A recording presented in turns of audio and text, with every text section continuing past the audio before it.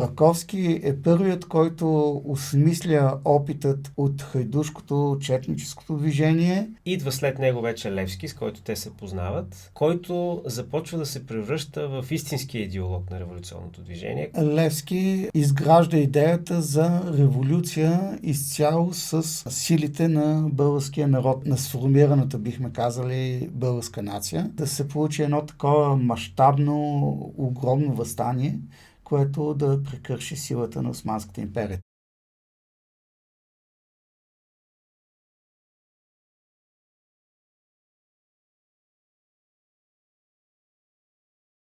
Здравейте, приятели!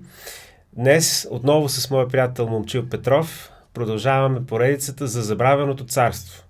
Историята за Третото българско царство, за пробуждането, възраждането на един народ, който сякаш е изчезнал, сякаш се е претопил в една империя, но изведнъж излиза на сцената и можем смело да кажем, че в някакъв смисъл дори удивлява света. Миналия път си поговорихме за пробуждането, което е свързано с църковната борба, с едно стопанско развитие, с образованието по българските земи и какво следва за този вече събудил се народ, ако не да се бори за своята свобода. Здравей, момчи! Здравей! Нека да видим сега как от тези всичките процеси, за които си говорихме миналия път, покрай написването на история славено-българска, покрай един бизнес, който се развива, покрай едни училища, които се организират, как нещата тръгват в посока на мисъл въобще и организация, която цели освобождаването на България? В известен смисъл това са паралелни, а не последователни процеси, защото борбата за независима българска църква се увенчава с успех 1870 година, а към този момент вече процесите на подготовка на националната революция и оформянето на идеологията на революционното движение, бихме казали, че са в много напреднала фаза. Разбира се, понякога тези процеси те се преплитат. Включително първият голям идеолог на националното освободително движение Георги Сава Раковски е също активен участник в борбата за самостоятелна българска църква. Дори има... Той самия е участник в това. Да, той всъщност този преход от човек, който работи върху своята кариера и съдба и образование, към човек ангажиран с българската национална кауза, прави под влияние на изтъкнатите борци за национална революция, включително Неофит Бозвели, при своето пребиваване в Цариград през 1840-те. А можем ли да кажем, че Раковски в някакъв смисъл е така патриарха на това революционно движение в някакъв смисъл? Раковски прави този голям преход между съпротивата и въоръжената съпротива, която съществува под различни форми през цялото време на османското владичество, и зрелият етап на националната революция, благодарение на който всъщност се стига до освобождаването на България. Той е нещо като идеолог. Той е първият голям идеолог, идеологът, върховният идеолог на българската национална революция е Васил Левски. Но Раковски е първият, който осмисля опитът от хайдушкото четническото движение, мисли институционално и мащабно, започва да институционализира тази въоръжена борба, създава нещо като военен устав на четите, и също така той до такава степен показателно колко е развито неговото институционално мислене, че създава и привременно българско правителство, което всъщност играе ролята на някакъв център за национално освободително движение. Това звучи много амбициозно. Привременно българско правителство. Да, и той го е мислил съвсем сериозно. За съжаление, този интересен човек си отива сравнително млад. на 47 годишна възраст от туберкулоза, но той наистина успява по един забележителен начин да спечели доверието на старите хайдути, като Панайот Хитов, Филип Тотио, да се ползва с доверието на по-малото поколение, като Стефан Караджах, Хаджи Димитър, и също така и на вече тези дейни участници в последния финалния етап на Българската национална революция, като Христо Ботев и Любен Каравелов. Демек пълния спектър на всички тия имена, които ние ги помним и ги знаем и са в пантеона на българската история. Връзката между тях е Раковски. Това свързващо звено. Точно така. Уникално. Той самия е една много интересна личност, обвите в много мистерия. Говори се, че е пътувал много, занимал се с какво ли не, имената са различни, под които е известен, тръгва от едно, сменя го.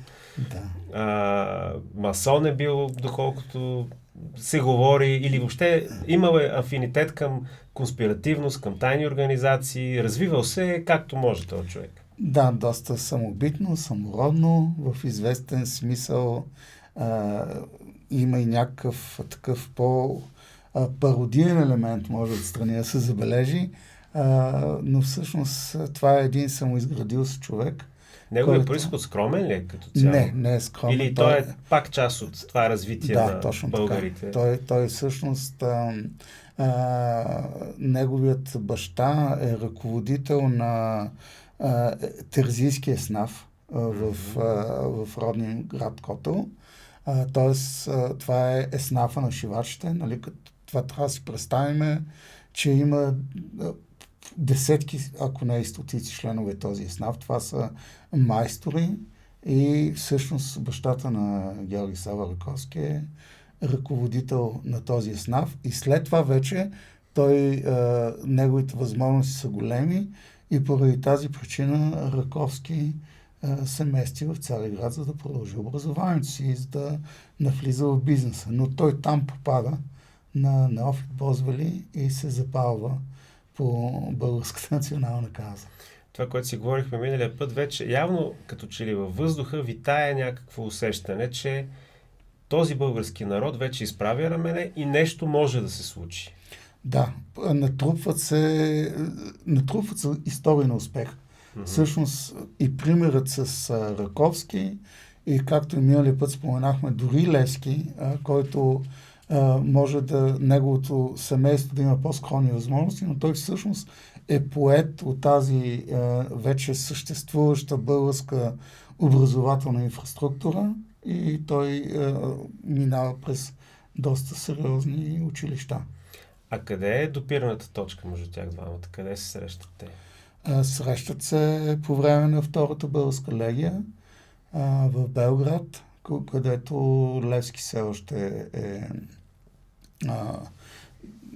не е това голямо име, но там той развива своите възгледи. И всъщност той наблюдава доколко е възможно и осъществима тази програма на Левски, на Раковски да се навлезе с голямо четническо съединение от хиляди и десетки хиляди души и от един край на Стара планина до другия да се движи по билото на планината и да увлече българския народ от двете страни на Балкана в революция. Всъщност Левски, наблюдавайки какво представлява чужбина като тил на революционното движение, започва да си дава сметка, че това е много невероятно. Освен това, давайки си сметка какво представляват в крайна сметка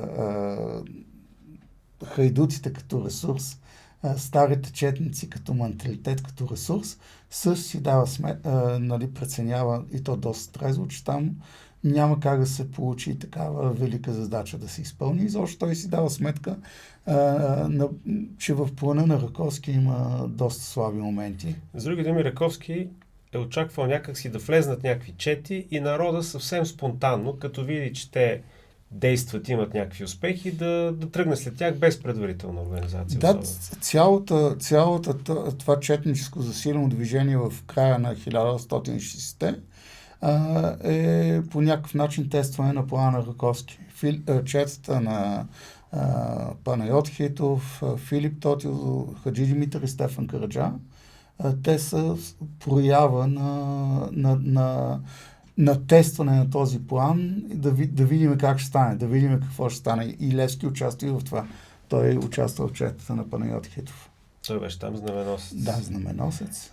И вижда де-факто от първо лице, че това не работи, че няма как да работи по този начин, че Раковски си представя малко идеалистично нещата. Също така вижда, че тъй като той пребивава и в Румъния, в Браила, в Букурещ и в Белград, той вижда, че всъщност тези правителства на съседните нам християнски народи, те не са пределно лоялни към българската национална кауза.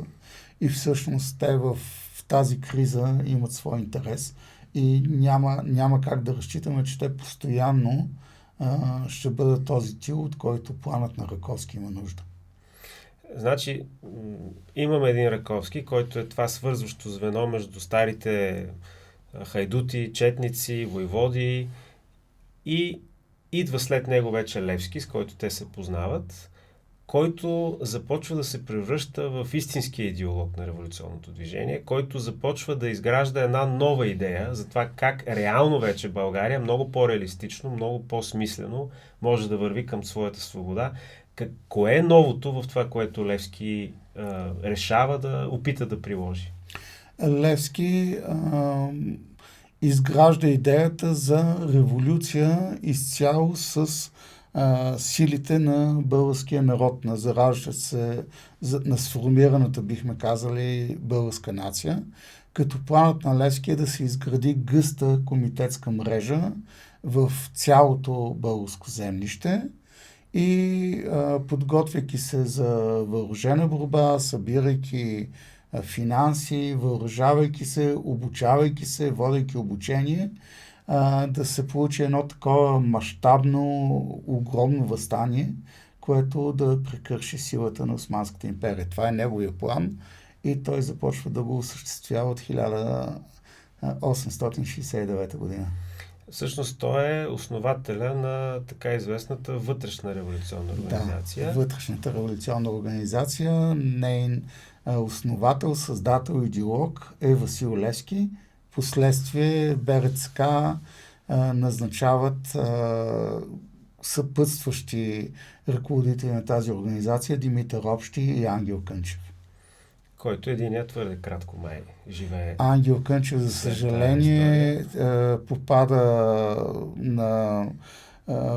в ситуация, в която щял да бъде заловен и той се самоубива, за да не... Аз, преди да дойде нашия нов разговор, така се случи, че си препрочетох наново Немили Недраги и всичките тия персонажи, между другото, присъстват. Даже аз бях забравил, че адвоката, който защитаваше там хъшовете, които бяха обрали македонски и кой друг там бяха обрали някакъв румънец богат, беше самия Ботев. Да. В, разбира се, фантазията на Иван Вазов. Да. Но и баба Тонка присъства там, македонски отива в нейния дом в Рущук и въобще те са навързани. Среща Левски, да. Там Левски също е персонаж. В приземно скривалище и там той е посетен и всъщност Ботев използва да впише няколко от широко разпространените разкази за Левски в този епизод. Между другото, мен ми направи впечатление, че Вазов там така, точно в Немили Недраги, малко не е много ласкаво се изказва за Левски. Нали, как може един толкова неук човек нали, така да постигне такова голямо нещо, като аз, четейки го това, си казвам, знаейки кой е автора сега, патриарха на българската литература, явно той се е чувствал за по-учен. Но като че ли след време компенсира в епопея на забравените и може би приноса въобще за мита за Левски, мита го казвам не като нещо несъществуващо, а като нещо много дълбоко залегнало в българското съзнание, идва и от това, което сме чели в одата или поемата за Левски от...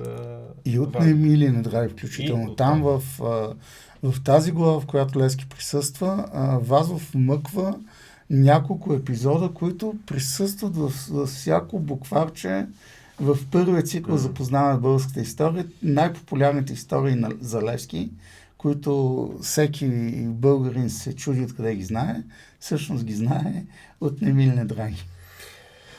Добре, ако искаш да поговорим малко за Левски, защото и той според мене, като много други неща в нашата история, е обвит с много вуали. Така, хем е много известен, хем всички си мислят, че знаят за него, хем от друга страна има някакви елементи в неговия живот. Включително, нали, аз наскоро, за мое очудване, не съм много запознат, се оказа, че и рождената му дата май е объркана и не е роден 37 година, а е роден 40 година. Да. Което пък означава, че той умира на 33, както Христовата възраст. И както и Вазов прави паралели между бесилото и кръста и така нататък, този наш български месия изведнъж се оказва, че има доста паралели. Аз съм си мислил и за друго.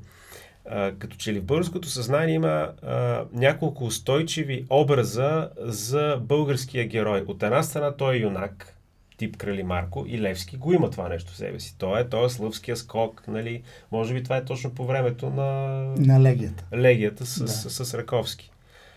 После ние имаме също един архетип такъв български за святия човек, за безкорисния човек, безсребреника. И Левски като че ли ги попълва и тия всичките параграфи като от една страна дякон, който има отношение и към църквата, от друга страна той, който в тефтерчето си записва всичко много точно. И от трета страна обаче ние имаме и един друг такъв образ на хитреца, който ще надхитри, нали, хитър Петър и Настърдин Ходжа. И в Левски, ако щеш, той не е този безплътен светец, нито този юнак само, а той има една хитра страна. Сменя си името, играе някакви роли. Той е почти артистичен герой. Както и да е. Да обърнем малко внимание на този уникален образ в нашата история и да се опитаме да вникнем малко в личността на този човек. Миналия път си говорихме, че той е от скромно семейство. Остава сирак не твърде малък, но във възраст, в която е трудно на семейството, без баща. Мисля, че е бил 10 годишен. Ако е роден 1940 година, мисля, че... скъсяват се нещата. Да, точно така. И той е имал и един Чичо ли Войчо, който... по майчина линия брат, да, който поема грижата за него, който му осигурява това добро образование, включително и след това вече с перспективата да гради църковна кариера, той учи учи музика, църковно-славянска музика при Райно Попович, който е един от най-великите изтъкнати педагози на нашето възраждане, основател на едни от най-добрите училища. И всъщност Войчо му на Левски осигурява той да може този мастер-клас да изкара. Но Левски се отнася съвсем сериозно към тази перспектива. И да бъде духовно лице. Да бъде духовно лице. Очевидно той има искрена вяра в Бога. Има нещо чисто. Има един стремеж към чистота, към отдаденост и явно и любов към Бога. Но на един етап всъщност той припознава националната революция най-вероятно като някакво продължение на своето посвещение. Един вид къде той ще бъде най-полезен. И наистина цялата негова обществена дейност е белязана от това доста такова християнско разбиране, че ти трябва да си в полза на голямото, че ти трябва да надмогнеш твоите егоистични преживявания, включително и обиди, включително и желание за възмездие, и трябва един вид да изгориш и да се отдадеш, да предадеш себе си за голямото, което е твоето предназначение. Така че той след манастира, след замонашването, той май бягаше оттам малко внезапно. Внезапно. Мисля, че с един кон изчезва, който не е негов. Да, той имаше после нещо там, те искаха нещо да се разправят с него, по май му се разминава накрая. Да. Това прегрешение. Да, но така той след това се оказва в емиграция. Там вече са тези пребивал известно време в Румъния.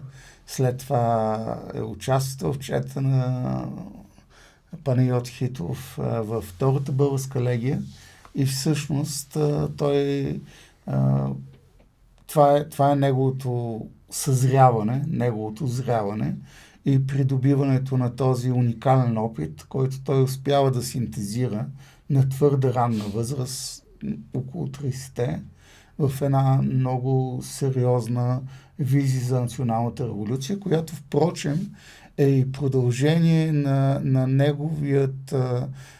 неговият такъв християнски, христоподобен характер.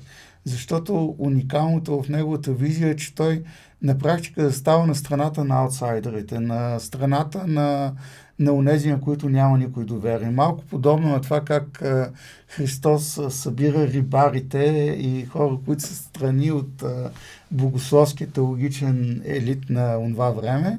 Той казва, ами ние сега с тези българи, с тези селени, с тези жители на балканските градчета, с тези занаячи ще направим такава организация, че ще събориме империята, ама не някъде на краища на империята, както в Черна гора или в Задунавска Сърбия има движение, ами през една низина от Цариград, от столицата. Съвсем близо, с много лесна възможност бързо да пристигнат войски. Да, и с много местно турско мюсюлманско население. Точно така. Това е голямата разлика. Много хора са склонни да подценяват нашата революция, защото те казват, ами ето сега сърбите и гърците, да, има и голяма война по това време, но тяхната революция, в крайна сметка, те се бият години наред и успяват. Да, но това е периферията на империята. Всъщност планът на Левски е в сърцевината на империята, в най-голямата и провинция, където мюсюлманското и българското население на повечето места са 50-50, в определени места българите превишават, но в много градове турците и мюсюлманското население са мнозинство. Там той вярва, че може да се случи такова нещо и на практика неговия план под една или друга форма се реализира. Което е наистина уникално. Аз, доколкото си спомням, тая известна реплика, че ако печеля за цял народ, ако губя само мене си, е точно в контекста на това, че той има една идея сега и ще пробва да я реализира и ако стане това нещо, ще спечели целия народ, ако пък не стане, само той ще... Което също е интересно отношението му към собствената му съдба, че не е особено така впечатлен какво ще стане с него. Но мен ми се струва, че идеята, за която той говори, е точно тази мрежа и това организиране предварително, изграждане на някаква, бихме сега го нарекли инфраструктура, предварително подготвена, така че да може вече по-организирано да се случи това нещо. И сега най-интересно е, че на него му се получава.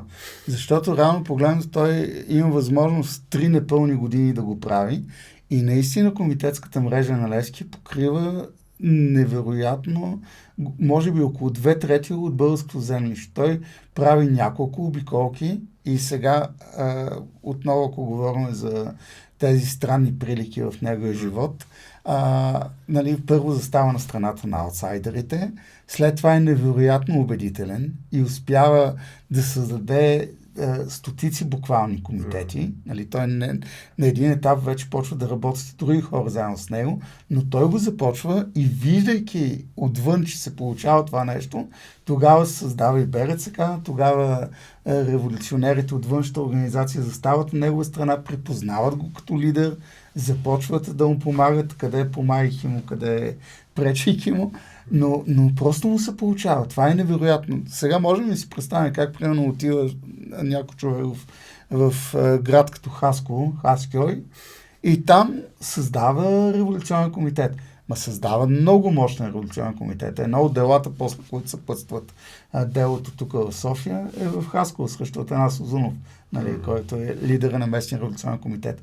И това той успява на десетки и стотици места да го направи това за страшно малко време. Това е второто съвпадение. Буквално той успява да създаде едно брожение от нулата. Нали, като тук не създаваме някакви кръжоци, създаваме хора, които ще правят революция, които ще събират пари за купуване на оръжие, фънрейзват по най-различни начини, обучават се, излизат в гората, тренират тактики, създават връзки помежду си, има конспиративност, има куриери, има ниво на досег, защото ако тръгне провал, да бъде ограничен. Да има изтичането на информация да прекъсне.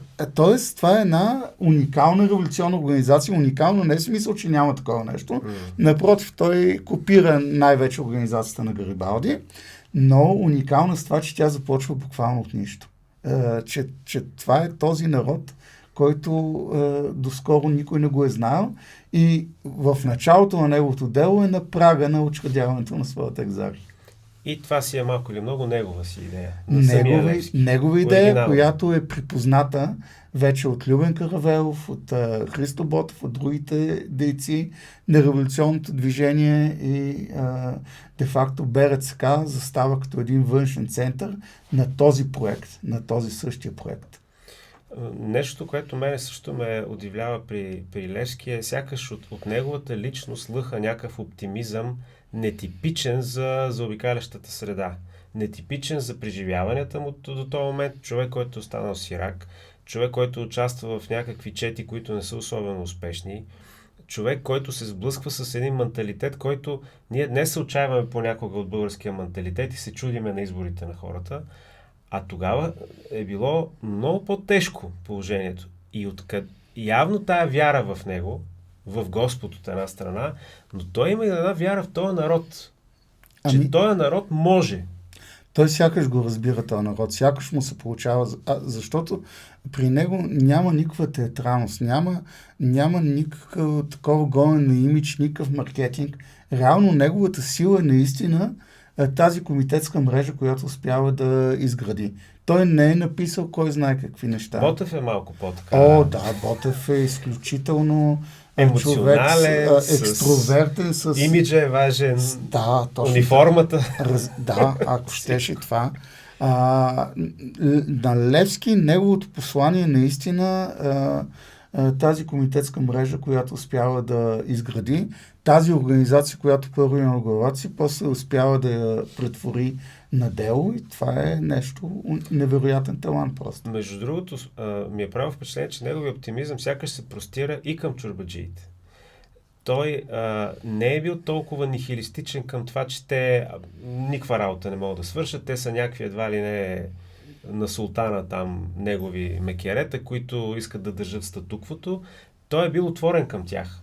Естествено, като един истински революционер, е бил готов да им каже, доброволно, доброзорно трябва да помагате, защото трябва да свършим работа. Но не е бил негативен чак толкова. Всъщност той им е казал, трябва да помагате, точно защото е бил убеден, че чорбаджиите са пълноценен участник в националната революция. И той изрично го казва това нещо.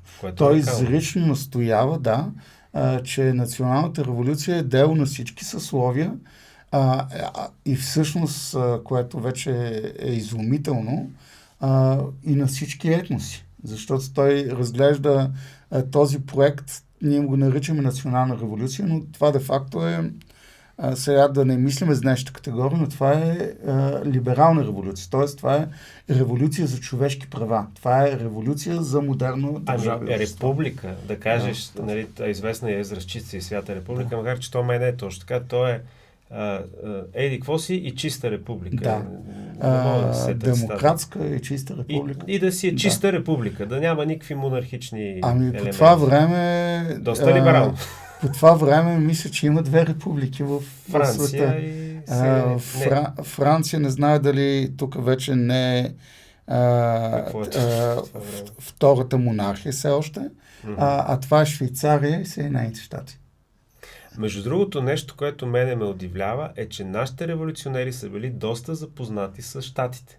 Да, разбира се. С тяхната конституция, с тяхното свободарско мислене за живота, за личността.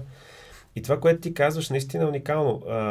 Левски не е мразел, той е бил, тази копешка дума, инклюзивен. Да. Той е включвал не само всички българи и чорбаджи и такива, за разлика от Ботев, между другото, който и към църквата има негативизми, и към чорбаджиите, и към кой ли не. Той е включвал и различните етноси, включително турците. Разбира се, защото... Евреи, арменци, гърци, всички той ги е виждал да живеят спокойно в тая република. Защото е изключително реалистен, защото от тези, хайде не 50%, но със сигурност десетки проценти турско население, той няма къде да се дене. Тези хора трябва да са на страната на революцията. Трябва да са на страната на този проект, който Левски изгражда, и всъщност той точно това казва, че турците по същия начин са потърпевши от тази безчеловечна система, която съществува в Османската империя. Към тях тя просто е била една идея по-мека, но обикновеният турски селянин, така да го наречеме, той просто е плащал малко по-малко данъци, има малко повече права, но той не е бил някакъв свободен човек в смисъла на Всъщност... гражданския смисъл. Да, в смисъла на новото време той е безправен човек. В смисъла на от миналото вече време, което е изчезнало, той е тази господарския народ. Той е народа на правоверните. Един вид можем да кажем, че Левски вижда в турците, в турската народ, нещо, което те все още не виждат в себе си, и в следващите столетия те ще изградат тази модерна нация. По-късно с Младотурската революция, Да. Ататюрк и така нататък. Точно така. Сега ние днеска се заиграхме малко в тия паралели между Христос и Левски, ама мен ми е приятно. Те според мен са много обективни, аз иначе не бих си позволил да разсъждавам тази. Няма жена. Не се знае. Той живее наистина като един човек, посветен изцяло на делото. Има други революционери, там Ботев, как се казваше този, Борис Сарафов, мисля, че беше един от дейците на македонското. Там има едни жени, едни истории. Да. Тук има едно голямо посвещение, една голяма искреност в тая работа. И всъщност, за мен една друга интересна прилика е, че според евангелския текст, до голяма степен активното служение на Христос е около 3 години и нещо.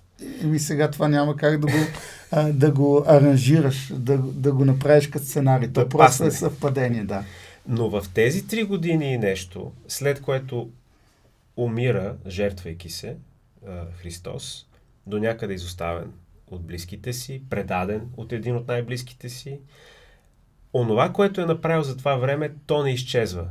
Той не е един от поредните месии, които са били на мода в древна Юдея по това време, който след смъртта си просто изчезва и последователите се разпръскват. Това нещо, което той прави, устоява, оказва се една основа, на която се гради по-късно. И не само той се превръща в някакъв обединителен център за цялото движение. Той остава... Всъщност, при живе, той далеч не е толкова безспорен. Там, за съжаление, има едно напрежение постоянно между БРЦК и Левски и Вътрешната революционна организация, и дори влизането на Димитър Общия Вътрешната революционна организация е по настояване на БРЦК. И там не се получава химията между Левски и Димитър Общи. Сега с оглед на разигралите събития можем да кажем, че Левски много ясно е видял всичко, което не знам дали е така. Но просто тези хора не са си кликнали и Левски наистина дейността на Димитър Общи повече му е била като бреме, отколкото като помощ. И това отново излиза в напрежение с БРЦК. Освен това, когато тръгва вече провала на организацията и започват арести и така нататък, Левски тръгва да консервира организацията, да спасява от провал, да прибира книжата, да се разпорежда комитетите, да минимализира дейността, да се скрият. Докато тогава от БРЦК той получава ни бодряшки заповеди, дигай въстанието. И това оказано, за да видим как всъщност при живе на него не му е било никак лесно. Но след като се случва неговата гибел, той става един категоричен авторитет на революционното движение. Да, всъщност при живе по всяка вероятност букурешките деятели, Любен Каравелов и други са смятали себе си за може би една идея по-висши, по-знаещи в организацията. Да, по-възрастни малко. И вероятно и това, че Любен Каравелов много тежко преминава през някаква много тежка криза след гибелта на Левски и се оттегли от организацията. Вероятно и гибелта на Левски имат влияние върху това нещо. Отново подобно на Господ Исус Христос, той е де-факто предаден от един от най-близките си хора, въпросният Димитър Общи, с който са имали някакви търкания. Той е усещал, че нещо не е наред, дори има писма негови, в които казва, този човек ще направи някоя беля. Става обира при там Арабаконак и Левски е бил против това. И той е бил против. На своя глава явно тия хора са действали. Между другото има и едни други такива пропуквания в комитетите, има някакви отклонявания на средства. Имало неща, които него да го огорчават. Не му е било лесно. Точно така. Не знам кога е писано това народе с удивителните, но в общи линии в крайна сметка се отива към момента вече, в който нещата стават по-драматични и него го залавят.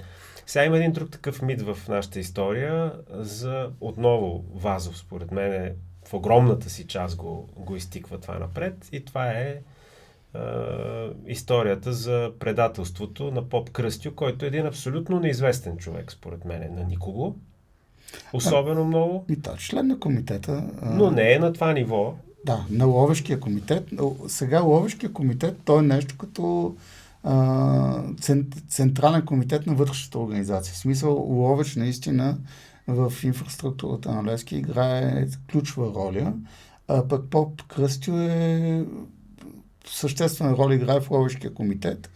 Аз лично наистина последните години доста изследвания излязоха хора, които работят с изворите и това не е нова теза, но сега тя звучи много убедително, че поп Кръстю няма отношение към предателството на Левски. Общо взето историците казват, че няма и нужда някой нарочно да го предаде, защото благодарение на провала на Димитър Общи и неговото разказ за организацията, полицейските сили се съсредоточават върху това нещо. Те имат снимка на Левски, имат много добро негово описание, наясно с стила му, с обхвата, с местата, където той би следвало да бъде очакван.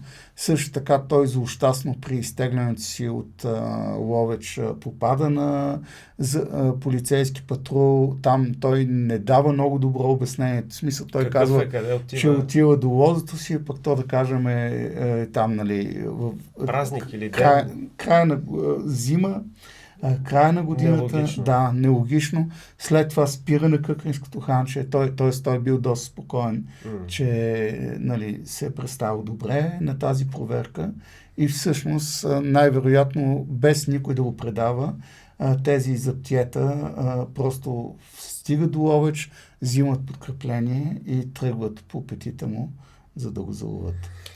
Като че ли при него има една поредица от негативни случки, има някакво заболяване, мисля, че малко по-рано, което той успява да го преодолее. Има, разбира се, драматичната случка с убийството на Ратая в там, с момчето Стойчо, точно така, да. Двор, който очевидно това на него много му тежи. Много му тежи, да, определено. И явно в цялата тая история вече и неговия тонус малко, това бодро настроение, за което и Ботев разказва за този, който пее и се е весел, вече му се сгъстяват облаците над главата. Но в същото време, като че ли той основната работа, която имало да я свърши, голяма част от нея я е свършил, без да има правото като Мойсей да влезе той самия в обещаната. Така се оказва на практика. Така се оказва. Оказва се, че това, което Левски е направил, е неизкоренимо, че то е витално, че неговата стратегия е много добра, много сполучлива и макар и модифицирана, тя в крайна сметка се реализира и отключва събитията, които довеждат до освобождението на България. Разбира се, много е тъжно това, което става след това, защото това много се говори за това, че той като че ли няма опити да му се помага. Тая революционна организация някакси не се надига в негова подкрепа, няма някакъв опит той да бъде спасяван. Това до някъде може би потвърждава и твоите думи, че въпреки, че е бил голям лидер, че е организирал много неща, имало една инертност в това да се реагира, да се направи нещо. Просто неговата съдба тръгва вече по един неумолим път към дело, присъда. И тук стигаме един щекотлив момент, който напоследък пак изплува в обществото. Темата за това какво е отношението на руската дипломация, на граф Игнатиев, на този комитет, който е решавал нещата. Въобще, защото все пак това революционно движение, наше освобождение е в контекста на едни по-широки събития на великите сили в Европа. Какво е твоето мнение? Има някакви извори, има някакви данни, има някакви писма. Какво е било отношението на руските дипломати към тая вътрешна революционна организация? Всъщност, това писмо, то излезе в последните години. Сега, мисля, че в последното десетилетие излезе, където граф Игнатиев заема много ясно отношение. То няма как да бъде интерпретирано по безкрайно много начини, но определено вътрешната революционна организация не влиза в плановете на Руската империя. Ако България изобщо има някакво самостоятелно бъдеще, то ще е благодарение на освобождението от Русия, докато всъщност визията на Левски е за освобождаване с български сили. Освен това, категорично мирогледно Левски е противник на Руската империя. Най-малкото, защото той е привърженик на модерните, либерални европейски разбирания, които дори в Европа не са реализирани но които еволюционно и постепенно заквасват стария континент и в крайна сметка в рамките на няколко десетилетия променят всички държави. Та няма как руската дипломация, граф Игнатиев да припознаят делото на Левски като нещо, което да ги радва. Сега те категорично в определени моменти могат да се заиграят с българската революция, както всъщност на предишния етап са подкрепили старото четническо движение, нали, Панайот Хитов е техен стипендиант или пенсионер, както и да го наречеме. След това вече... Грантаджия не може да го наречем, сигурно, но е получавал. Да, но определено е получавал издръжка от Руската империя и то за заслуги. Но след това може би този разрив се получава при Раковски, който много ясно... Той е много брутален. Да. И в Дунавски лебед има статии, с които всеки може да се запознае. И най-тъжното е, че изглежда много обоснован и много прав за това, което говори. И след това вече Левски категорично продължава тази линия на Раковски, тъй че няма как граф Игнатиев, който има консули в българските земи, да не е наясно какво се случва, да не е наясно какво е мисленето на тия комитетските хора, на тази млада българска интелигенция. Не е възможно да не е чувал персонално за Левски, защото той става твърде популярен. И на практика това, което се вижда ясно е, че в това дело те са опитвали да внушат да се стигне до максимум 2 присъди срещу най-изявените членове и смъртни присъди, няколко заточавания и така да не се разшумява много тази работа. С други думи, можем да кажем, че по някакъв начин това, което той пише, че Софийската афера се е развила благополучно в някакъв смисъл, с екзекуциите на Левски и още няколко човека, е нещо добро за Руската империя. Тя не е готова на този момент това революционно движение да се развие, тя да вземе отношение по някакъв начин. Не е това момент и не е това начина според тях. Това, което се вижда, че граф Игнатиев в никакъв случай не е тръгнал да спасява Левски, а напротив, неговата стратегия, това, което е считал, че е полезно за Русия и убедил високата порт, че е полезно за Османската империя, това нещо да не придобива много голяма масова си публичност. И на второ място не можем в никакъв случай да кажем, че граф Игнатиев сега е предизвикал екзекуцията на Левски. Той просто не се е намесил да го спасява. Да. А сега, разбира се, Левски е можел да бъде осъден на заточение. Защото в крайна сметка той има много революционери, които са осъдени на заточение. Включително другото дело, успоредно с Софийското или малко след това, е срещу Хасковската организация. И там Атанас Узунов, той е осъден на заточение. И той е изпратен от Дярбекир. И там също има убийство.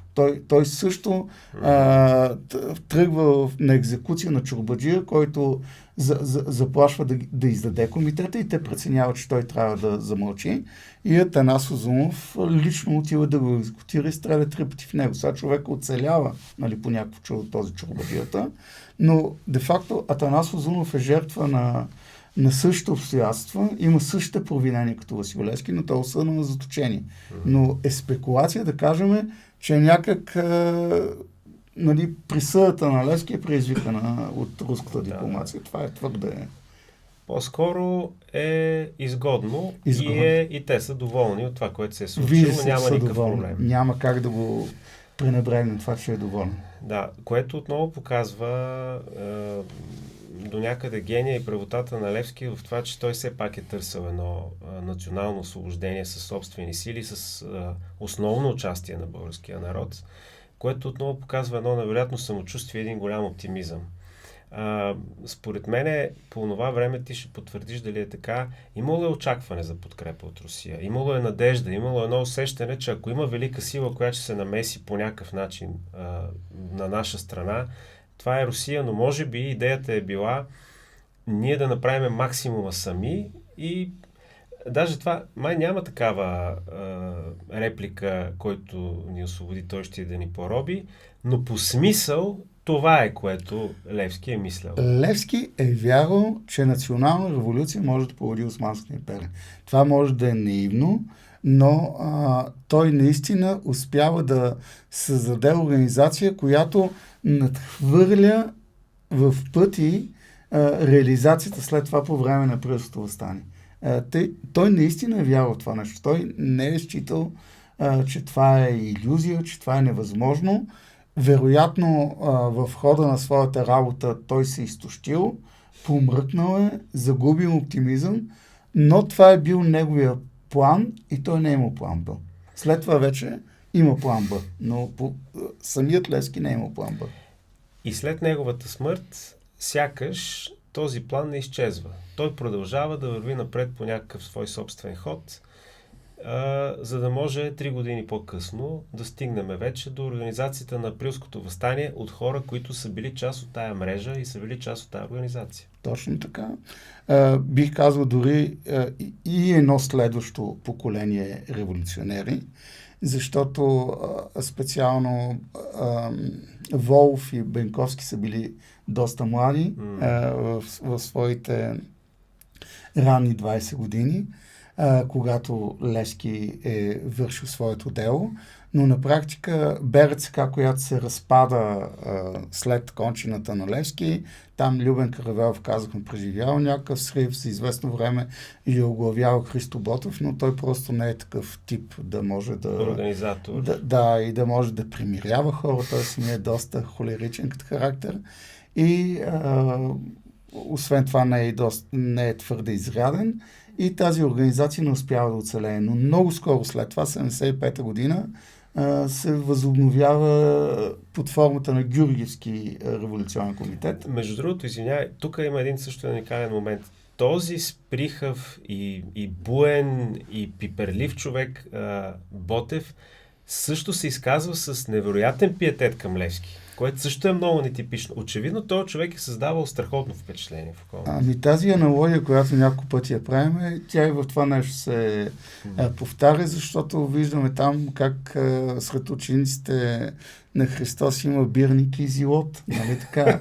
Краен революционер, насилник срещу римляните и колаборант с римляните, който събира данъци за тях. И те се част в неговия вътрешен кръг, в най-тесния екип. И при Левски нещо такова се получава. Той наистина се е сработил с всякакви хора и той непрекъснато е повтарял това, че на нас ни трябват всякакви хора и без да е някакъв такъв мечтател, тип поет. Той не е написал някакви велики неща. Дори аз бих посъветвал всеки да прочете неговия бележник. Той го има транскрипиран на съвременен език, съвсем кратък е, чете се за няколко часа. Там няма... Да, има неща, които показват сериозна мисъл, но няма тип неща, така велик мислител, съзърцател, който създава идеология. Той действа. Той е човек, който действа. И след това вече хората, които разказват неговия живот, създават и изпълват със съдържание тези негови действия, така че ние да можем да ги разберем и оценим. Една последна такава аналогия. Разбира се, той е апостолът на свободата с голямо А и с пълен член, но след това тези други по-млади, за които ти споменаваш, и те са апостоли. Ма те се наричат апостоли. Ето това е. И това е също много интересно. Защо нашите революционери се наричат апостоли? Съвсем съзнателно. Тоест, ние казваме, има много външни прилики, но изглежда тези хора са си давали сметка, нали? Че те правят нещо такова. Че те участват в нещо такова. И че тяхното дело е един вид саможертвата на тяхното поколение, за да може тази правда, тази Христова правда да възтържествува. И до голяма степен и това е мотивацията на хората, които организират априлското въстание. Да. Те тръгват на някаква саможертва. Категорично саможертва. Всъщност не всички успяват да се решат на тази саможертва, защото имаме Сливенски, Търновски, Врачански и Панагюрски окръг. И всъщност Панагюрски окръг, където са младите момчета, там, където са Каблешков, Волов и Бенковски, там се получава тази саможертва, докато на другите места хората си преценяват много трезво силите и казват, там то няма да стане, още е рано, чакайте още малко. И естествено Ботев, който пак още не е в своите 30, мисля на 28 годишна възраст, той влиза, разбира се, с едно очакване да бъде подкрепен, разбира се, едно очакване неговите 200 облечени в униформи хора да предизвикат възторг. Нищо такова не се случва и това отново е огромна саможертва. Мисля, че покрихме така днеска едно немалко време и немалко интересни неща. Предлагам ти да останем тук в навечерието на априлското въстание и то да започнем с него следващия път. Благодаря ти много за този разговор. И аз благодаря. Благодаря и на вас. Ако ви е било интересно, коментирайте, давайте ни някакви насоки, а ние ще продължаваме напред в погледа ни към това забравено царство, което съвсем скоро ще се появи в следващите ни епизоди. Довиждане и до нови срещи!